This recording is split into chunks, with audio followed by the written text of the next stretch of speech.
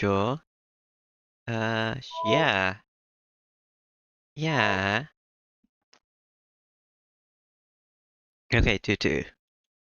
Ba-ba-da-bee-dee-dee-doo. Tell me this is the last day of the prologue.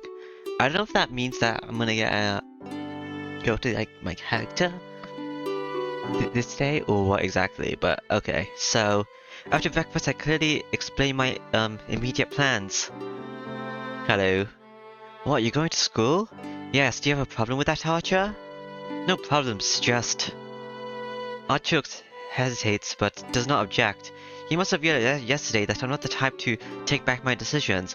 I can kind of tell without him saying so. Archer is sarcastic, but he also has an honest side to him, so it seems he won't complain about something he accepts. Yes, in other words, he's faithful in an awkward way. This is my conclusion, or more of an intuition after watching Archer for all of yesterday. Hello, Archer. Rin, as you're my master now, you must always be cautious of other masters. School is a place where it's hard to remain prepared against certain attacks. That's not true. Look, Archer, even though I am your master, now I don't intend to change my lifestyle. Besides, a battle between masters is something that should be done out of public view, right? So if we are at school where there are a lot of people, I don't think we'll see any kind of surprise attacks. I see. If that's what you've decided, I can only obey. But I can guard you in spirit form, right? You don't intend for me to stay here while you go to school. Of course not. Not just at school, but I will want you by my side whenever I go outside. It's just the servant's role to protect the master, so I'll be counting on you. Whenever you're outside, well, we need to go to the bathroom. I'm relieved to hear that. It is the duty of a knight to answer trust placed on us. I shall do my best to meet your expectations. But friend, just hypothetically, what would you do if there was an enemy in that safe place? What are you suggesting, there might be a master at school? That's right, it's certainly hard for anyone who isn't a teacher or student to get in, but wouldn't it be a problem if someone already there is a master? I don't think that's possible in this town. There's only one family of mage other than, Tosaka. That other family has declined and they don't even have a master. How do you know there isn't a master? Hey, it's only natural to investigate another family of Meiji in the same town. He isn't a master, and his successor doesn't have enough magical energy to become a master, so we can just ignore them. I think he has become a master, but okay. I see, so there is another magus at the school you go to, but you say that the magus doesn't have sufficient magical energy to become a master, is that correct? Exactly, so most masters would probably be coming from elsewhere. I don't think such people would come to the school. Well, for now at least. But Rin, there are always exceptions. What if there is a magus at your school that you don't know about? Like I said, there aren't any mages are sensitive to other magi.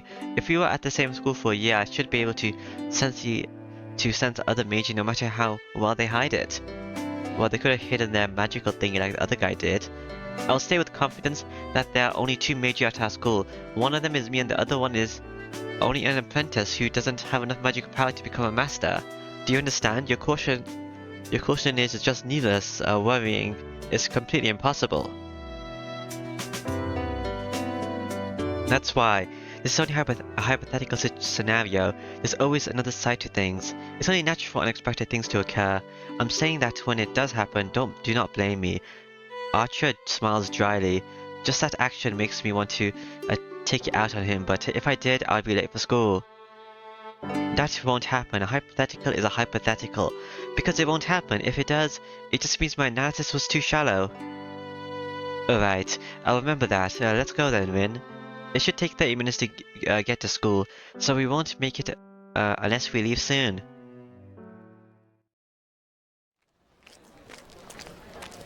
I'm surprised. Hypotheticals do happen.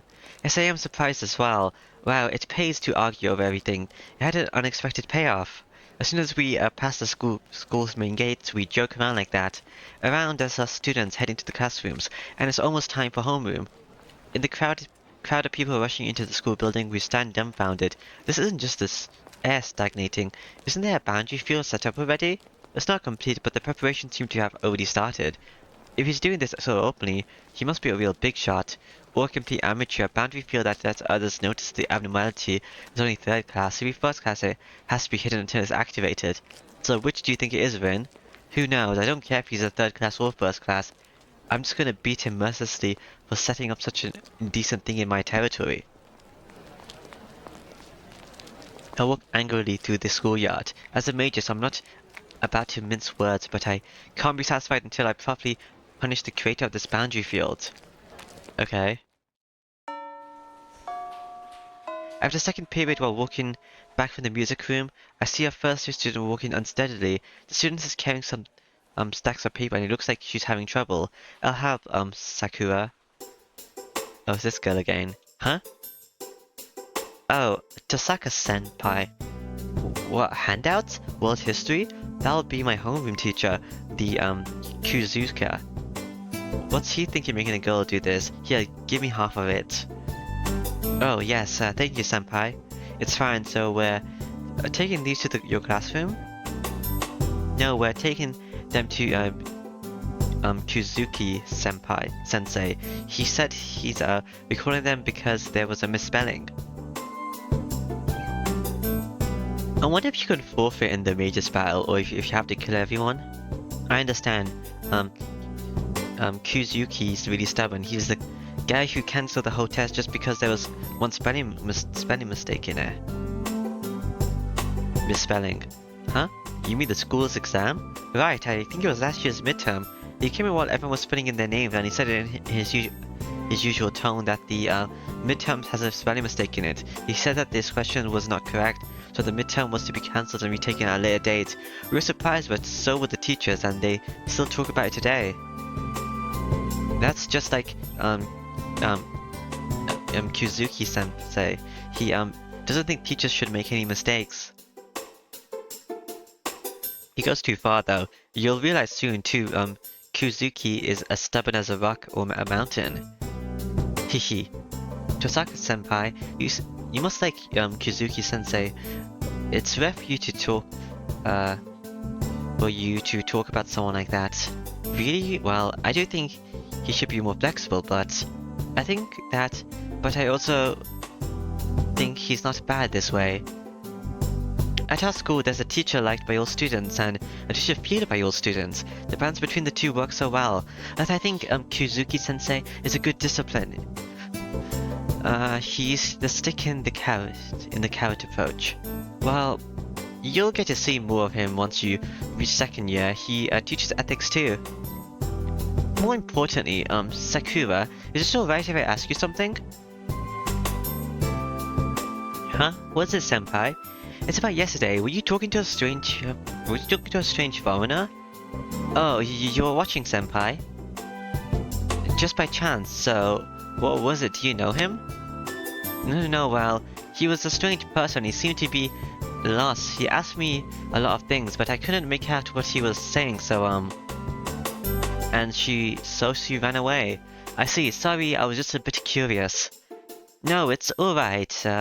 Here is fine, senpai. I only have to hand these to him now. Okay, see you later then. Bye, Sakura, I think that was your name.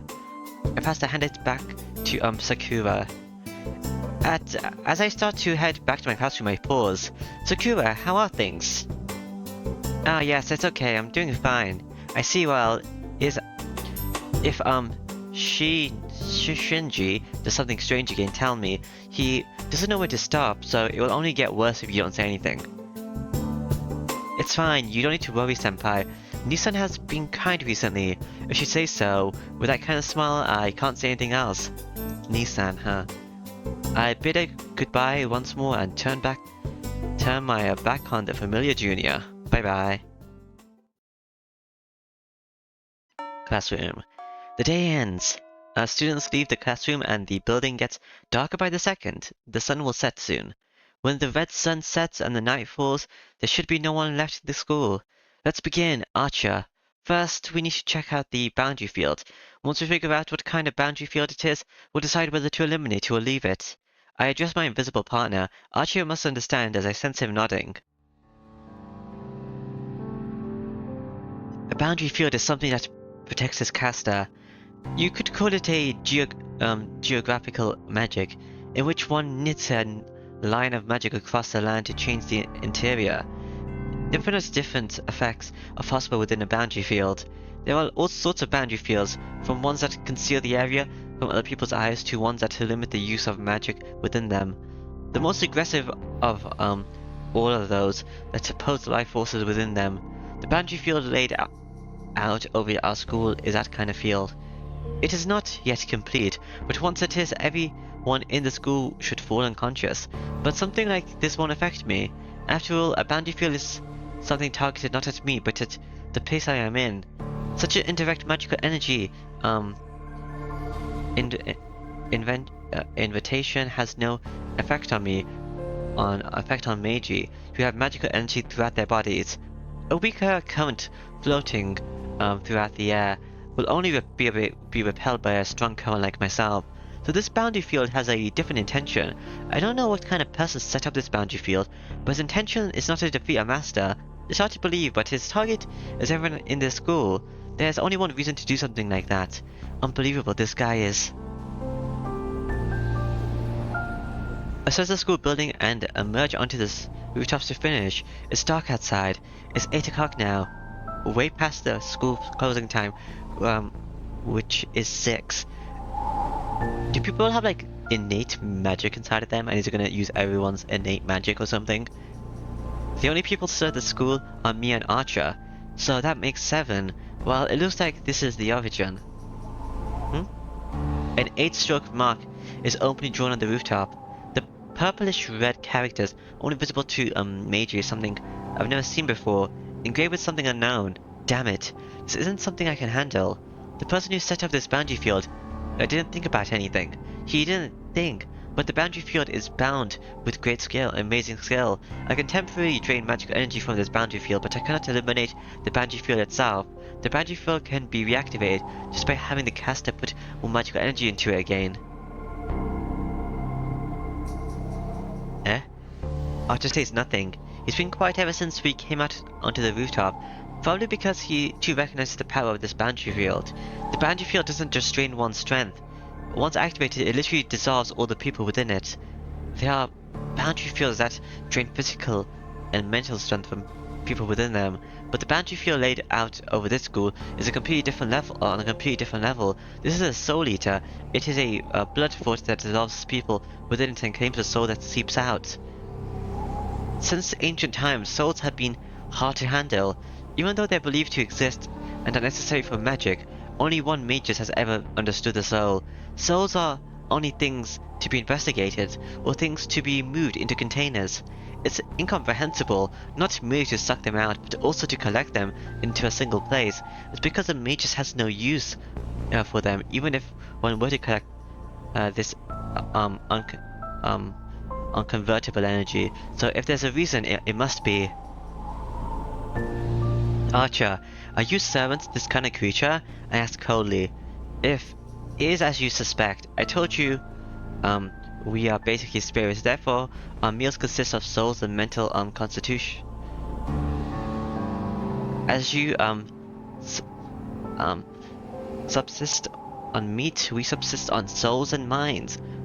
Our basic ability does not change from such nourishment, but we do become tougher. In other words, our magical energy capacity increases.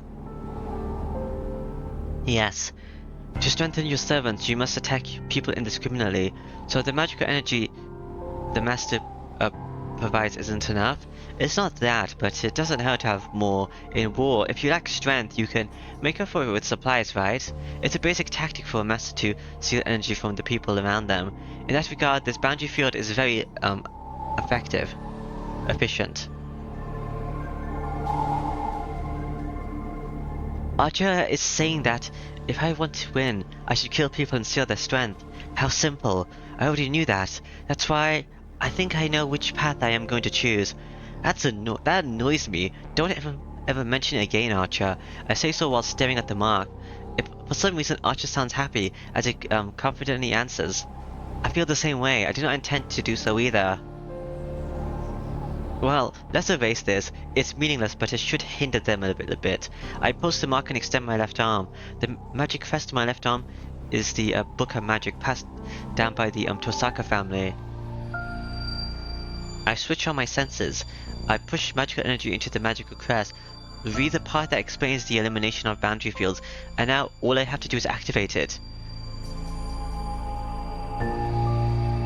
Abzug, Bed Enub, Mittersland, eliminates a surgical extraction, second section. I touch the surface with my left hand and let my magical energy flow out. Okay, so what I think is going to happen is this magical thingy is like, it's going to have like a symbol line that's going to activate a servant, and because she's putting so much energy into it, it's going to shoot like through the walls, and then it's going to hit the guy I'm going to play as. This will at least wash the color off of this mark, but what? You're going to erase it? What a waste. Suddenly, as if to stop the erasure of the boundary field, a voice echoes over. I quickly stand up and turn around. Oh, who is it? Blue guy. On top of the water tower. That's not on top of the water tower. You're like, you're not even on the railing.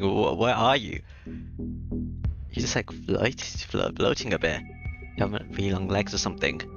In the sky, 10 meters away, a guy is looking down at me. Deep, ultramarine that melts into the night. His grin is wild and a bestial smell carries on the wind. The stare of the beast is a cool one. The man in blue looks at me like an old friend, even in this situation. Is this your doing? No, petty tricks are the mage's job. We only fight as we are commanded to. Isn't that right, you over there? Casual, but his voice is filled with murderous intent. This guy can see Archer. As I thought, a servant. That's right, since you can tell I can consider you as my enemy, right? My spine freezes. A normal light tone of voice, and is colder than anything I've ever heard. Scary enough to make me vomit. I can't tell how I should move or what my best course is, but my reason is telling me absolutely not to fight this man right here.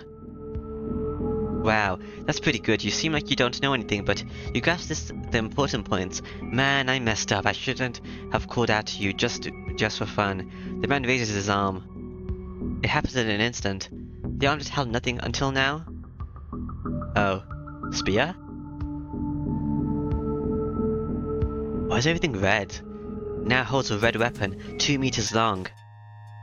Ah. I jump to the side without thinking. I can't spare the time to consider that I can't jump full force while on the roof. I just jump with full force to the side, as if trying to smash the fence. A whirlwind brushes past my hair. Barely made it. He rushes me in an eye blink and mercilessly slashes at the space I just occupied. Ha, you've got some good legs, young lady. The blue whirlwind pursues me. There are no escapes. The fence is behind me to my side. No, I won't make it. Oh, this guy is... He is Gob as Iskeled. My response is fast. I run the magical crest to my left arm and assemble the magic in a single measure. Why doesn't it have like a translation this time? It lightens my body and adjusts gravity.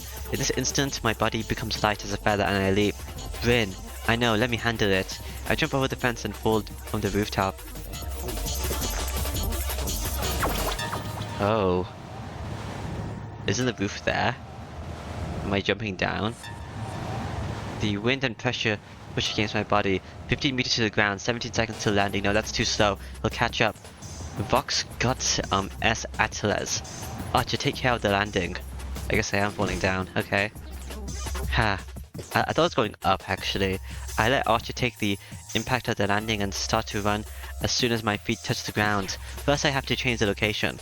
We have to go somewhere we can move around freely. Not a place like a rooftop. We have to move to a large field with no obstructions, to play to Archer's and mine strengths. Ha ha. I run from the rooftop to the schoolyard in less than 7 seconds. It's more than 100 meters. My speed is so fast that normal people can only see a blur. But that's... Hello. Man, those are really good legs. It'll be a waste to kill you here. Meaningless against a servant. Archer. Back. At the moment I step back, Archer steps in front of me, taking form. A cloudy night. In Archer's hand is a short sword that reflects the weak moonlight. Wow. The man crooks his mouth. That's good. That's the way to go. I don't mind people who are quick on the uptake. A large whirlwind. That's the weapon swung at me on the rooftop. The blood, red crimson lance that's tried to mercilessly slaughter me. Servant Lancer. That's right, and your servant is a saber. But, or maybe not. Who the hell are you? He's not saber, he's an archer. There's no sign of his previous casual demeanor. In response to Lancer, full of murderous intent, Archer remains silent. The distance between the two is about 5 meters. The weapon in Lancer's hand is about 2 meters. He's Archer with a sword. Okay. For that man with the bestial smell, I feel like the remaining 3 meters are meaningless. Heh. You're not the type to engage in a one-on-one battle, a one-on-one combat, so you must be an archer. You must be Archer. Archer doesn't respond to the sneering voice either. Confronting each other, strangely, are red or blue. The two counterfeit colored knights are already watching for the other's clinching blow. Alright, I don't like it, but now that we met, we'll just have to fight. Come on, take out your bow, Archer. I have some manners, so at least wait for that. Archer does not respond. There's nothing to say to an enemy he must defeat. That steel back of his seems to declare so. That makes me realize I'm being stupid. Archer is just waiting for my word at my command. Archer. I took to his back without approaching him. I won't help you, so show me your powers here. Heh. Well, was that a laugh? He grins as if to answer my words, and the red knight dashes forward. Twirling gusts of wind. Short sword in hand, the red bullet launches. You fool. What meets is a blue spear thrust. If the dashing archer is a raging wind, the responding spearhead is a divine wind. Oh. I've seen that little slicey thingy before. That was in the intro thingy. The intro, you know, this is the prologue. The sword is swung, a swing to deflect the thrust. Archer parries the thrust of the high-speed lance with his short sword. The one in red stops. The enemy did not permit Archer's rush. The enemy doesn't even let go of him within 2 meters, the range of the spear. For a long weapon, distance is always preferred. As Lancer has a weapon almost 2 meters long, he only needs to attack when the enemy comes into his range. Thrusting at an opponent, approaching enemy is faster than moving at yourself. But even so, Lancer goes the distance himself and doesn't allow Archer to move forward. Idiot, a mere bowman challenges a close-range fight. His temper is like a burning fire. Lancer closes in with each blow and with no thoughts of stopping. When I scroll down, it goes to the next thingy, which is weird. With a long weapon, it's suicidal to close in on an enemy. The spearman's tactic is to use their long range to defeat the enemy and win the battle. So as Lancer is just advancing unchecked, he doesn't have a chance of winning. No way. But that's just by the book. Lancer's lance shows no vulnerabilities as it strikes for the throat, shoulders, forehead, and heart. So that's so fast, even the after images are blurred. As each strike of his lance repels, rebuffs, and pushes back Archer, any of his thrusts could be called a final blow. But even as a bowman, Archer is a servant. No ordinary attack can be a final blow. What was that? Spin attack. Having repelled the lance aimed at his forehead, Archer closes in with his speed superior to Lancer's lance. Based on the shape, you might think that the main attack of a lancer is a thrust, but the basic strength of a lancer is its swings. This is because a wide swing using its long range does not allow the enemy to dodge it by stepping back. A partial retreat does not allow escape, and an attempt to counterattack will only result in a slashed stomach, but simply going forward will end up in a smashed rib from the long shaft of the lance. Archer and Lancer are similarly built. On top of that, it's hard for Archer with no heavy armor to step into range of a lance swinging like a whirlwind. But thrusts are a different story. A blazing fast thrust, certainly to strike you, is certainly scary, but as long as the attack targets a point, there are many ways to avoid it once you see it. As Archer did just then, hitting the shaft of the approaching lance to redirect it slightly to create an opening. It must be because he underestimated a bowman. The advantage of a long-range weapon is the length and freedom of his range. Once Lancer has discarded these advantages himself, his defeat is... He moved away. Huh? The one where it stops. A nightmare-like time is reversing. The thrust is faster than the previous one. Gear. You're not really archering, you're just swording. Archer tries to parry the blow, but he gets flicked away along with his weapon. There are no openings in Lance's attack. No, not just that. The thrust increases in power and speed and power without limit, and it becomes a final blow even for a servant. We were the ones that underestimated him, but that servant for Lance's weapon. There are no general rules about lances. Who could ever parry continuous attacks without even space to breathe between them? Archer mind used to retreat a bit and parries, and as a result the distance between them opens a little. That distance. Lance uses that distance as they run away to launch an even more powerful attack. You're not using your Archer card. Is that the battle's gonna end? You're gonna use your Archer powers? Or are you not gonna show that card? The raging continuous attack is only a repetition of that, but the blows themselves are godlike. 10 blows already. No, it must actually be many times more than that. You're a lot stronger than this Lancer guy, since you're not fighting with your main weapon. The heavy rain of Lance falls with yet more strength, trying to skewer Archer to death. It's not fast, but it's just skill. It thrusts like a waterfall, with no changing speed. What could Archer do as he's now on the defense? With his short sword, he can only parry the lance. He has no choice, no way to close on Lancer, and he continues to retreat. A vacuum of steel unfolds. Support, I have to back Archer up, but my thought won't respond. My magic has poor aim. Unless Archer gets far away from Lancer, I will hit him with my magic as well. Such an opening would only increase Lancer's advantage. And besides, frankly, I'm captivated. This is a battle between servants. This is the Holy Grail War itself, where we use heroic spirits, the highest rank of familiar whom we would never obtain otherwise obtain. Servants. Familiars are different classes that obey the 7 masters. They are the highest ranked familiars called the heroic spirits that the Holy Grail summons.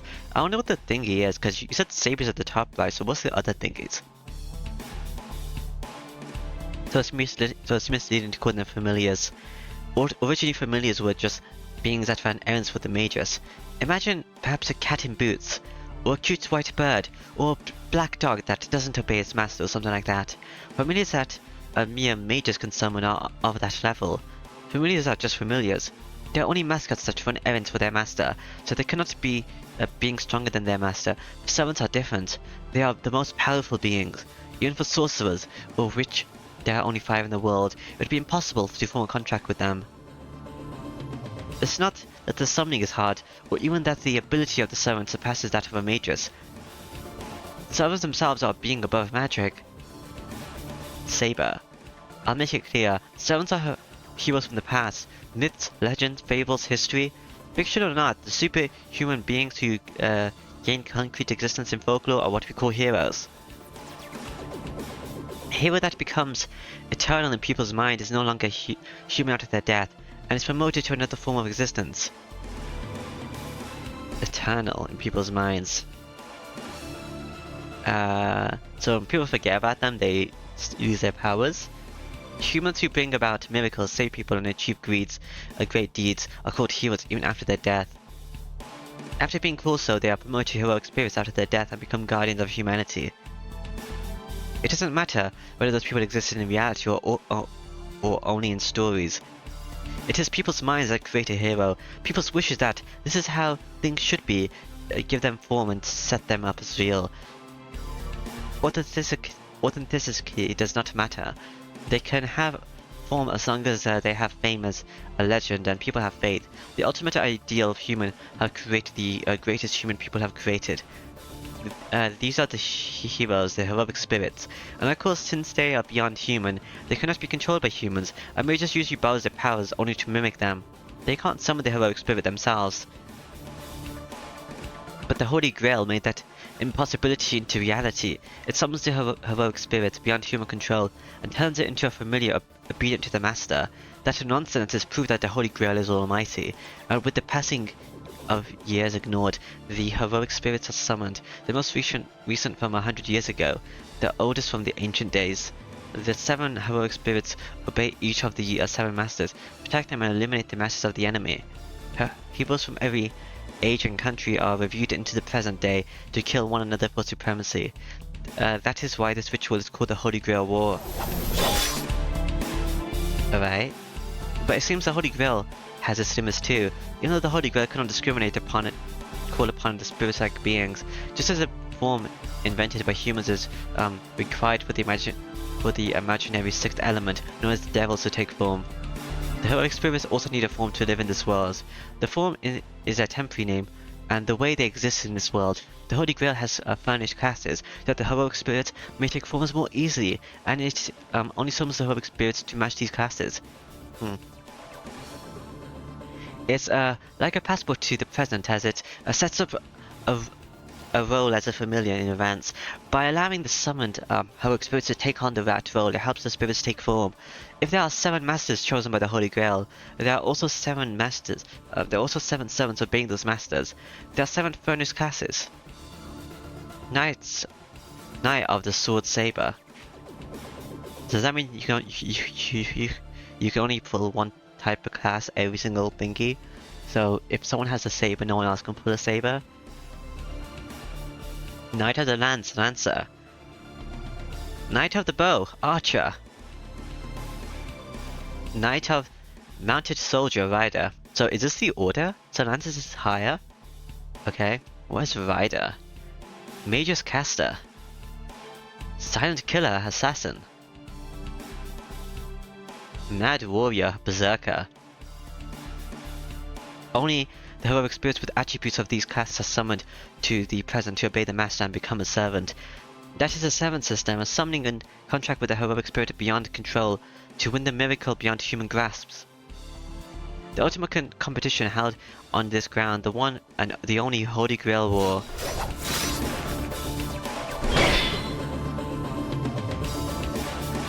A loud crash. The short sword that deflected Archer's lance flies from Archer's hand. This is Lancer's technique. A straight thrust that turns into a sweep at Archer's wrist. It was a blow Archer could not avoid even had he seen it coming. There is no effective way of having a lance with a sword. A strong rebuff only results in a stronger counterattack, and a weak rebuff does not create any openings. The important aspect of the battle between a sword and a lance lies in defeating the enemy when he is at the wrong range. Idiot. There's no hesitation in Lancer. His movements to push Archer back stops. He must intend to end the match in a single instant. The stare of the firmly placed Lancer and the swordless Archer clash. In that instant, the lance is thrust just like a flash of light. It can't even be seen. Forehead, neck and heart. These 3 shots are launched, any one a fatal blow, but the flash to see it is repelled by a shining blade. All 3 spots. In Archer's hand is the short sword again. A sword like before, a Chinese sword like a hatchet, but the biggest difference. He has 2. Crap, 2 swords. A pair of swords. In his hands are matched as swords, with images of each other. A bowman trying to be a swordsman. Lancer's lance flies. As if to finish that Archer off, the lance moves faster and faster.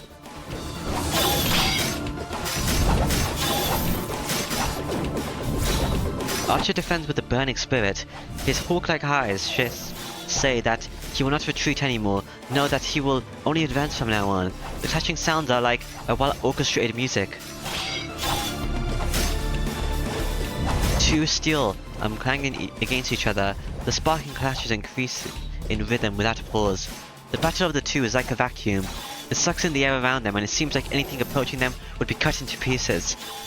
In reality it only lasts an instant, but for me looking on, it seems to take an infinitely long time.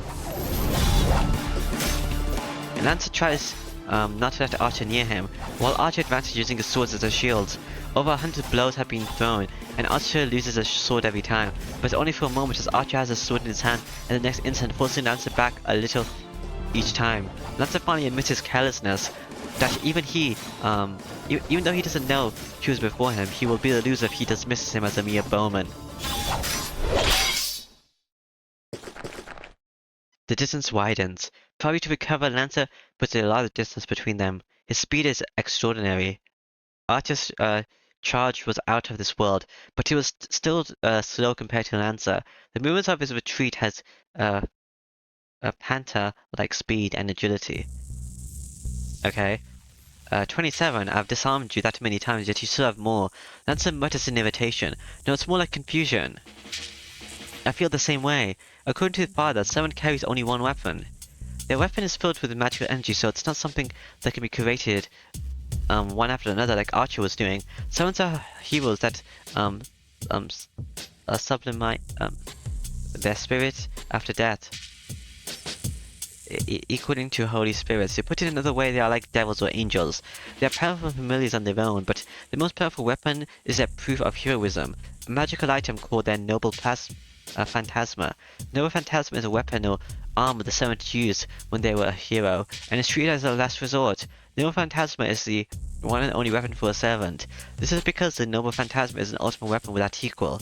The lance that Lancer is using will show its power as a noble phantasma when Lancer deems as necessary. Noble phantasma is an impressive weapon by itself, but its true ability is to release all its power using its true name. Heroes' weapons, which rule over all other, and which have killed dragons and gods. Summons activate the noble phantasma using their magical energy. It's much like magic. Summons recreate their destruction in legends using their noble phantasma as a catalyst. Noble phantasmas are never disposable. The sword that Archer brought out with must be excellent, but they cannot be his noble phantasma. He is the servant Archer, so the noble phantasma he conceals must be a bow. What's wrong, Lancer? It's not like you should just stand there and watch. Where's the energy you just had just now? You're talking crap, you cheater. Lancer's irritation is understandable. Even though Lancer fought as a spearsman, Archer fended him off as a swordsman, which means Archer hasn't shown any of his abilities yet, so it's natural for Lancer to feel ghastly. Alright then, I'll ask you, what hero are you? I've never heard of a bowman using 2 swords. On the other hand, it's easy to tell who you are. I said that only the fastest heroes are chosen as Lancers, but you surpass even that. There aren't 3 Lancers in this world at your level, and on top of that, there's only one with such a beast-like ability. Agility. Oh, well said, Archer. At that instant, his vast murderous intent makes me forget to breathe. Lancer's arm moves. This is different from before. Stands free from contempt. The spearhead is lowered as if to strike the ground, and only his stare pierces Archer. In that case, you shall face my finishing blow. I won't stop you. You're an enemy, and I'll have to defeat sooner or later. Lancer's body sinks down. At the same time, a chill like thorn fills the schoolyard. The air freezes. Not a metaphor, it literally freezes. All the mana in the air is frozen. The only person allowed to breathe here is the warrior called Lancer. The lance in Lancer's hand is unmistakably a demonic one. And now it is waiting to take its true form, and the moment it strikes, oh, is this your noble phantasma? He'll be beaten. Crap. I don't know what kind of noble phantasma that is, but Archer will be beaten. It's implausible since this is the first time I felt such an intuition, but there's no doubt about it. Archer will die when that Lancer is thrust. It is determined. Literally, Lancers and Lances, the embodiment of inescapable death. Oh, Archer will be defeated. Archer will die when Lancer pierces his heart, and yet, even though I don't know what's going to happen, I can't even help him, because if I move even a finger, that will trigger the attack. So if anything we can stop through this battle and stop Archer's defeat, it would be... Who's there? Well, you could use your command, but I guess talking would make him attack. It would be the chance appearance of a stranger we have all overlooked, but the other master? Huh? The ghastly air coming from the answer disappears. The sound of the fleeting footsteps. The figure is definitely wearing a school uniform. A student, someone who was still here? It seems so. He did save our lives, though. Archer says calmly, well, we were certainly saved, but my mistake, I didn't notice my surroundings because I was preoccupied with Lancer. Hey Archer, what are you doing? Can't you see I'm resting since I'm free now? You can't do that, what about Lancer? He went after that guy, he saw us, so Lancer probably went to eliminate him. For an instant, my thoughts stop. Follow him, Archer, I'll catch up right away. Archer goes after Lancer immediately. Damn it, how stupid of me. I cursed my carelessness. It's the rules of Meiji to eliminate any witnesses, which is why if one didn't want to do that, one just had to allow no witnesses. I've done that until now, so why do I have to make a mistake today of all days? Okay, a night where even the moonlight is obscured. A student is lying on the cold hallway floor, and Archie is standing still. He's dead. Okay. He's staring silently at the student. A smell hits my nose. The blood on the floor makes clear that it's the smell of death. Follow him, Archer. Lancer will probably go back to his master. This won't be worth it unless we at least find out what his master looks like. Archer goes after Lancer. I'm left alone with the student lying on the floor. I can't look straight at him, but I must. This is my fault. This is my fault. This is my fault. Ever since I was a child, ever since I've become the successor of Tosaka, I've been preparing for something like this. There's no good or evil for Meiji. I've always told myself that this road only has blood and the blood of others, so... One shot from Lancer's hands, huh? You can't be saved with your heart pierced. I don't know how long it's been since Lancer killed him. Was he lucky or unlucky to be pierced through the heart? I guess Lancer's attack isn't a simple external wound, as the flow of blood from the rupture isn't too severe. It's not too severe, but it's all over when the brain doesn't get enough blood, any more blood. No, basically if his heart was pierced, he should have died instantly. But it's amazing, he isn't dead yet. Yes, he's still breathing faintly as if to give his last scream, but that will only last a few more seconds. He can't heal his own wounds, and I don't have enough power to save him either. I had to look at his face. I should at least do that. I tried to touch the head, facing the ground. I realized my fingertips won't move. They're trembling. I wonder why. I'm used to this. I'm used to such things. I've had to make these kind of choices many times before. I lost many things due to my mistakes and my selfishness. That's why I'm ready for a day like this. So why am I angry at myself?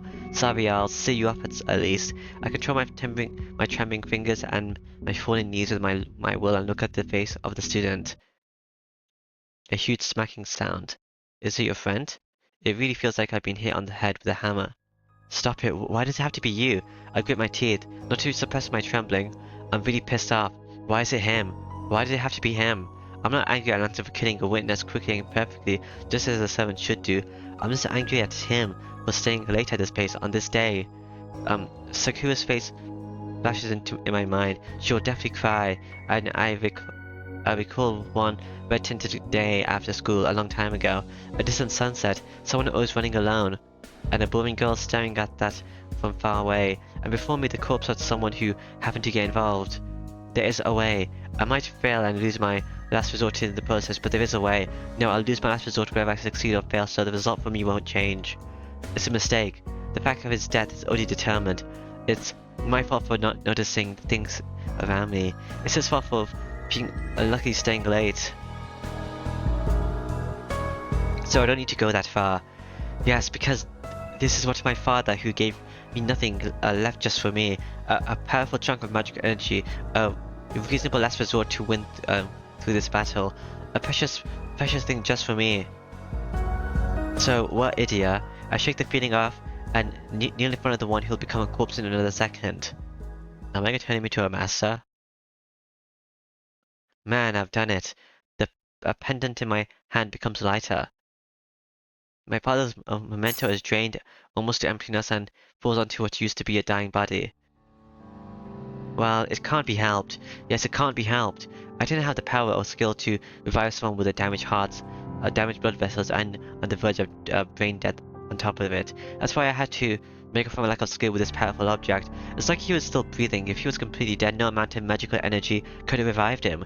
But since he was still alive, I just did what I could, and ended up saving his life. It would have been awful if I had failed, but since I succeeded, I guess it's alright.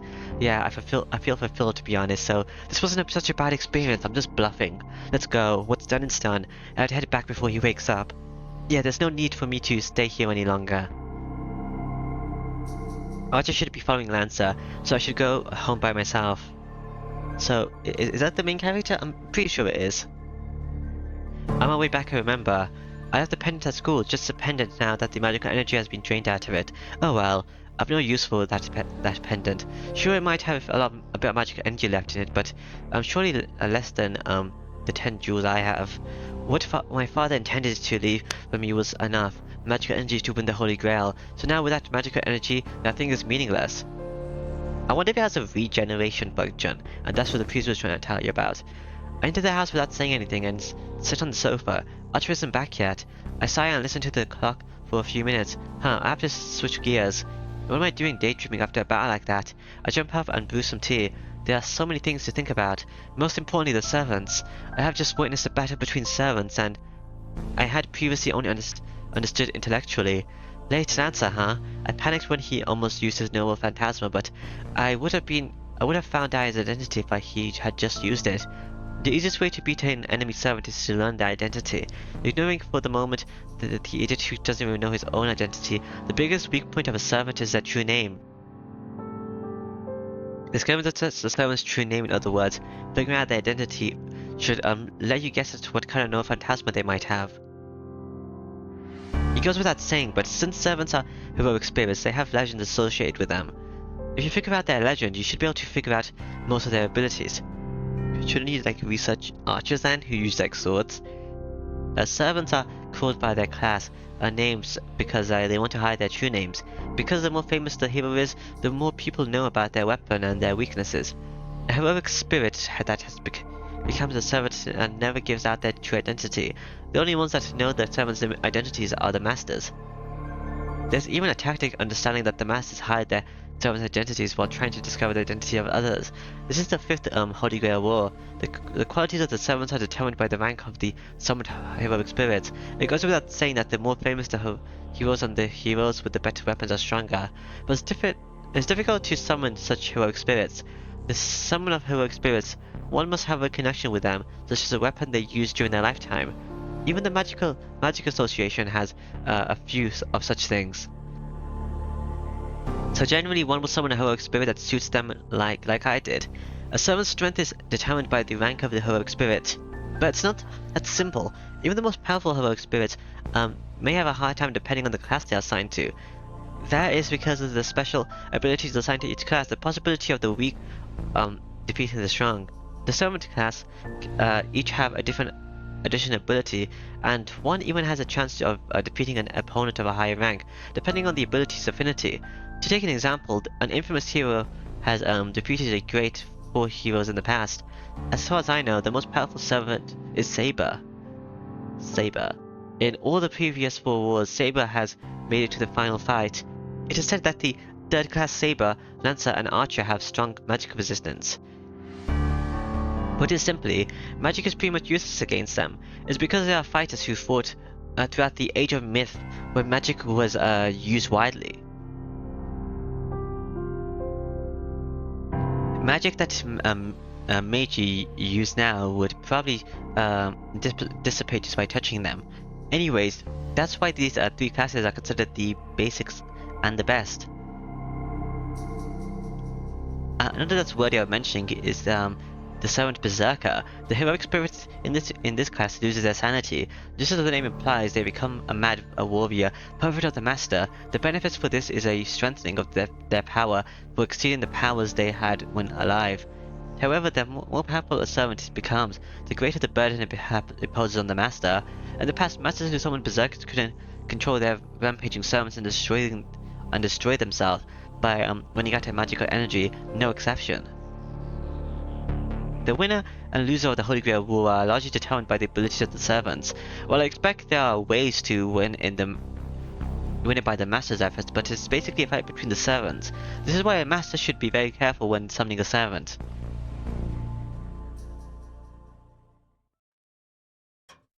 Okay, he's not back yet. I silently consider the plan we should make from now on. The clock fixed already strikes 11 while I do so, and Archer comes home. Oh, you're back. Welcome back, how'd it go? I'm sorry, I failed. There must be one cautious master, at the very least. Lancer's master is not on this side of town. As I expected, Lancer was alone and seems his master isn't the type to show up for battles personally. I see, well, I guess it won't be easy.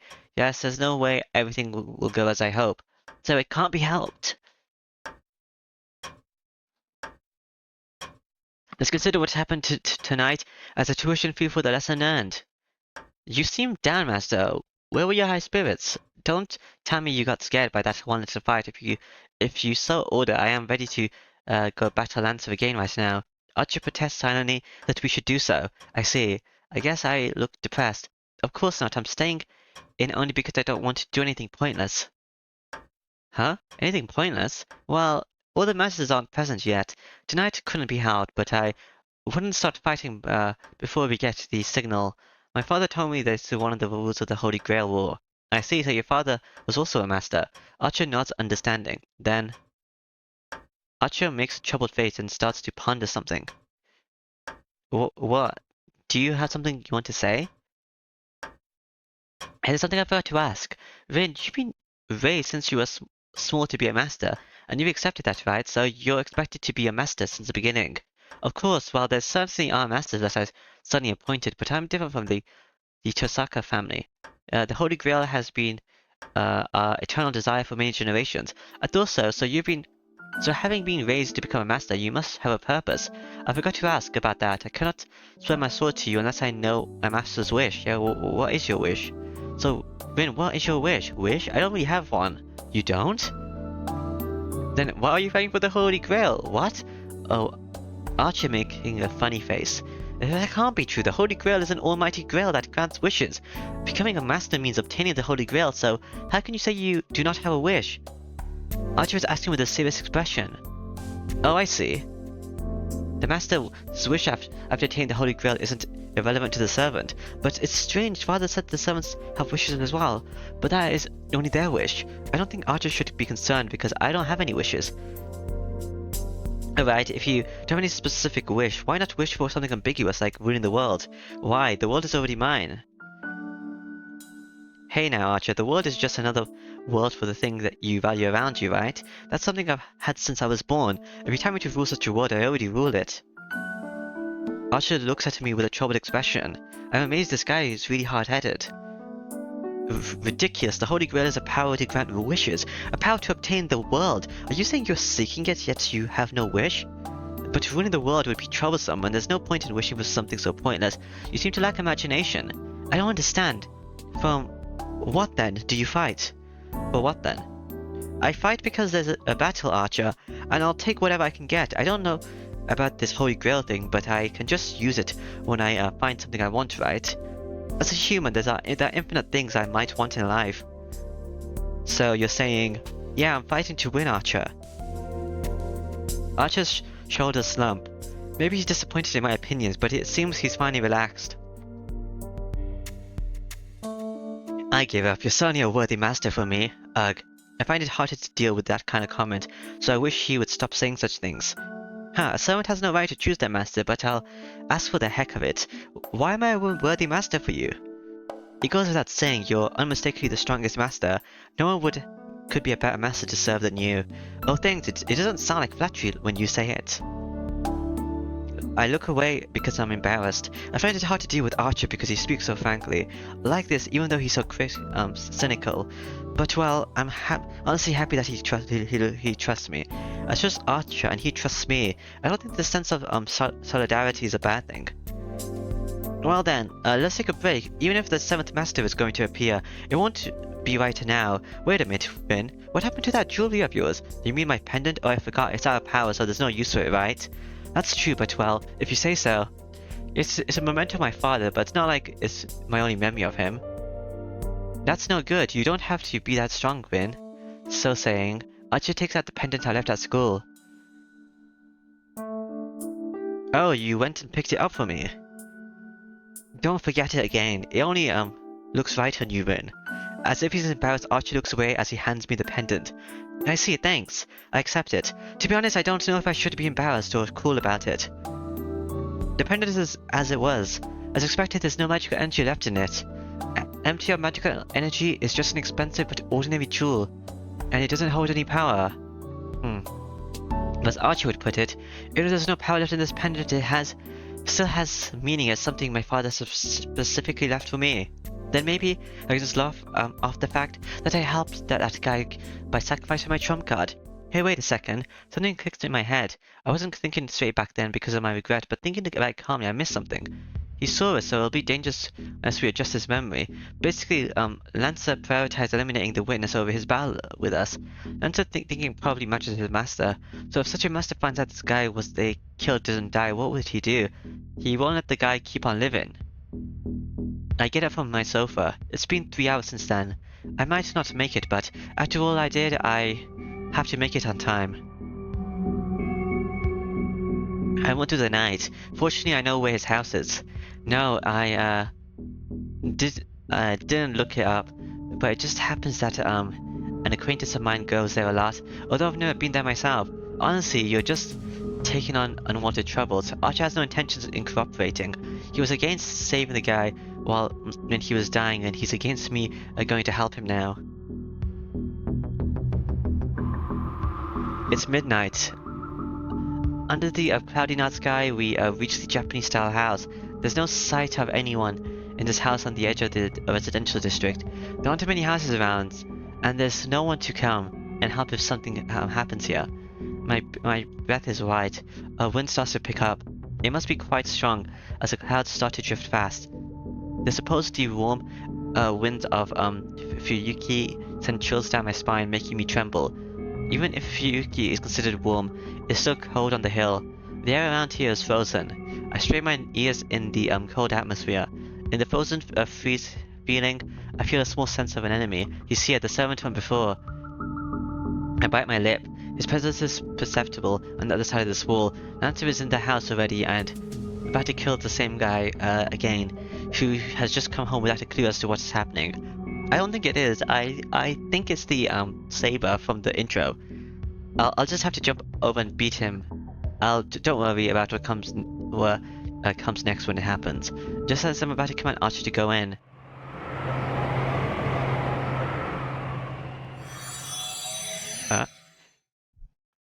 With a flash of bright white light like a fallen sun comes down from within the house. The presence is eclipsed by another presence. The wave of power of the servant Lancer is consumed by an even larger wave. The instantaneous explosion of an either gives the spiritual being a body, summoned to overpower Lancer. No way. I can only mutter. But it's true. To prove it, Lancer jumps over the wall and leaps as if fleeing from this place. Hey Archer, is this another one of your hypothetical scenarios? I don't know, but this makes 7. All the masses are here now, Rin. Archer answers calmly. I've lost my normal judgment. That's why I didn't even consider the obvious event that would follow. The wind blows strongly. Clouds cover the sky like an umbrella. The unlit suburbs are enclosed by darkness. And the servant jumps over the wall, coming down like a demonic bird. Archer has reacted already, but I couldn't react. That was my mistake. The battle ended with just a small opening and not lasting even a second. It might have only lasted a second for me, but for the servant it was an opening that couldn't be ignored. A sword rushes for me. Huh? Archer? Archer pushes me aside and the servant slashes him. It happens in an instant. Archer, who handled Atlanta's fury of attacks beautifully, has been taken down with one blow. Archer, disappear!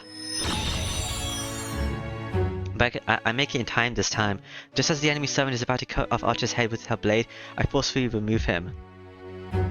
A pain in my right hand. It must have been an excessive command, so a command spell has disappeared from my hand. No, there's only one remaining, but this is for the best. Rather than having Archer die, I would prefer to lose one of the 2 command spells. Giving no consideration to Archer's disappearance, the servant attacks me. Don't underestimate me. I take from my pocket a topaz with a wind spell stored in it, then launch all the magical energy it contains at her without processing it. This thing, which can blow away a house without a trace, is a bundle of wind spells I've stocked up over time. It's one of the 10 jewels I've been putting my magical energy into for 17 years without rest. I'm using all the magical energy stored in it, so even if I can't defeat it, I should at least be able to slow her down a bit. No, not even that. It did nothing. The swirl of the wind that instantly tears apart anything caught within its disappearance like a magical trick. The instant it touches the servant. Such strong magical resistance. Mere magical energy from a magus cannot hurt this servant. So this is it. She can't be hurt by magic and I've lost the protection of Archer, so I can't stop the servant. I barely managed to avoid one blow, but that's all. I look up at the night sky. In is the figure of, in it is the figure of cold-hearted death. He was looking down at me as I lay miserably on the ground. Yeah? Hello, Saber. What? The wind blows. In between the dark clouds is a spiritual sky, the moon shines. The falling moonlight and the beautiful face. This is the servant that drove off Lancer. Defeated my archer in one strike, and annihilated my magic with no trouble. The magic was splendid, Magus. The girl's voice like a bell. Yes, the voice is like a nightmare right now. It's only natural. The more beautiful my enemy, the more of a nightmare it is, as I cannot believe the difference in our strength. But this is your end, Master of Archer. The point of the sword shines brilliantly. On the verge of death I understand, with just one look without proof. This is the card I wanted. The one said to be the strongest of all servants, the hero of the sword. I look up at the moon, accepting my death. There's no time for me to flee or plead for my life. I will die here, and Tosaka wins. Holy Grail will end on the third day. There's only disgrace and regret, and I will probably vanish bearing a grudge against my enemy, but still I don't feel anything. Something must be really wrong with me. Even though I'm going to be killed in an instant, I do her again. That's right. If he asks for regrets, that's it. But it just can't be held because she's the most powerful servant. Because the figure is just so heartless, so infinitely valiant, and so beautiful. Eh?